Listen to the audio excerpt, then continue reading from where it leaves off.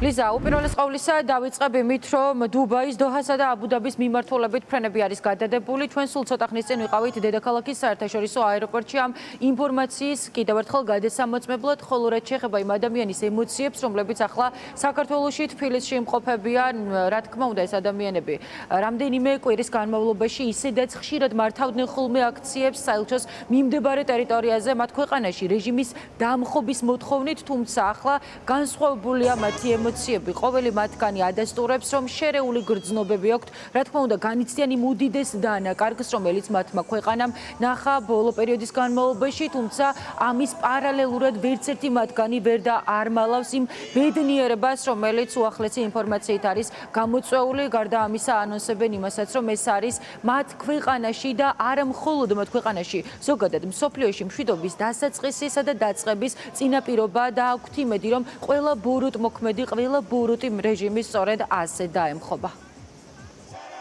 აიათოლა ხამენეი მუშალი, თაგვიალი, მოგდა ხამენეი წავიდა ჩვენი მეფე დაბრუნდება ირანში. მადლობა ამერიკამ, მადლობა ისრაელ, მადლობა მსოფლიომ საერთაშორისო მართლა რაც ჩვენ გააკეთე ირანელებისთვის არასოდეს არ დაღოვიცეთ 22 მარტი ირანული კალენდარი ახალი წელია და დაზმუნებული ვარ ყველა მე მხოლოდ არა ყველა ირანელები და ჩვენი უპრისული რეზა პაჰლავი ირანში ვართ ირანში ვიქნებით და ჩვენი ახალი წელი ერთად თავისუფალი და მაგარი ქვეყანაში ვიქნებით მე საქართველოში ვნახე ქართველები როგორ პატივისცემენ თავის დროშა, მაგრამ ეს არასოდეს ჩემი დროშა, ისლამურ რეჟიმის დროშა ეს არასოდეს არ ვგრძნობდი. მაგრამ ეხლა ჩვენი ნომისა და გზის დროშა ეხლა ვგრძნობ. თავდაჯერებული ვარ, მიყვარს ჩემი ქვეყანა. ყველას უხარიან, ძალიან უხარიან, რომ დაბომბეს ის ესლამური ტერორისტები. უნდა რომ რამდენი დღეში აუცილებლად მეფემ დაბრუნდეს ირანში და ირანი გათავისუფლდეს.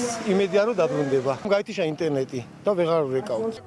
დახმარების გარეშე ჩვენ ვერ დავიბრუნებდით ჩვენს ქვეყანას, ჩვენს თავისუფლებას. ახლა ყველა ისეთი ბედნიერი ვართ, რომ სიტყვებით გადმოცემაც კი მიჭირს.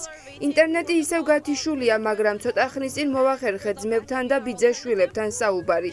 ახლა შერეული ემოციები გვაქვს, თან ვნერვიულობთ, თან ძალიან ბედნიერები ვართ, რადგან ამას დიდი ხანი ველოდით. როცა გავიგეთ, რომ დახმარება მართლა გზაში იყო, არ გვჯეროდა. ყველა ძალიან ბედნიერი ვართ და მადლობას ვუხდით პრეზიდენტ ტრამპს.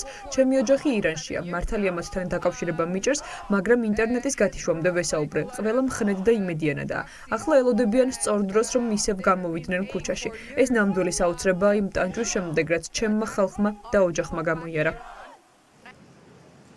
აიათოლა ხამენეის ლიკვიდაცია ირანელი ხალხის ცნობითა და მათი განწყობით არის მათი ქვეყნის გათავისუფლების წინაპირობა და ეს არ არის მხოლოდ მათი შეფასება დარწმუნებულები არიან რომ ძალიან მალე საქართველოსდან საკუთარ ქვეყანაში დაბრუნებას შეძლებენ და ოჯახის წევრებთან, თანამოაზრეებთან, მეგობრებთან, ნათესავებთან ერთად იზეიმებენ ახალი დემოკრატიული ქვეყნის მშენებლობას, ხოლო რაც შეეხება მანამ სანამ ისინი დედაქალაქში რჩებიან აუცილებლად აპირებენ რომ გააგრძელონ მსგავსი ტიპის შეკრებები საელჩოს მიმდებარე ტერიტორიაზე მაყურებელს შევახსენებ, რომ ეს არ ხდება მხოლოდ საქართველოში, პრაქტიკულად ყველა ქვეყანაში მათი საელჩოს მიმდებარე ტერიტორიაზე იკრიბებიან ხოლმე თავდაპირველად მთავარი მოთხოვნა იყო რეჟიმის დამხობა ირანში, ხოლო ახლა შედარებით შეიცვალა რაკურსი შეკრებამ და გამოხატავენ მადლიერებას განსაკუთრებით ამერიკის შეერთებული შტატების მიმართ, ამიტომ იმ ბოლო შეკრებისა და აქციის დროს, როდესაც ისინი იყვნენ ირანის საელჩოსთან, ჭარბობდა მათ შორის ამერიკის შეერთებული შტატების დროშები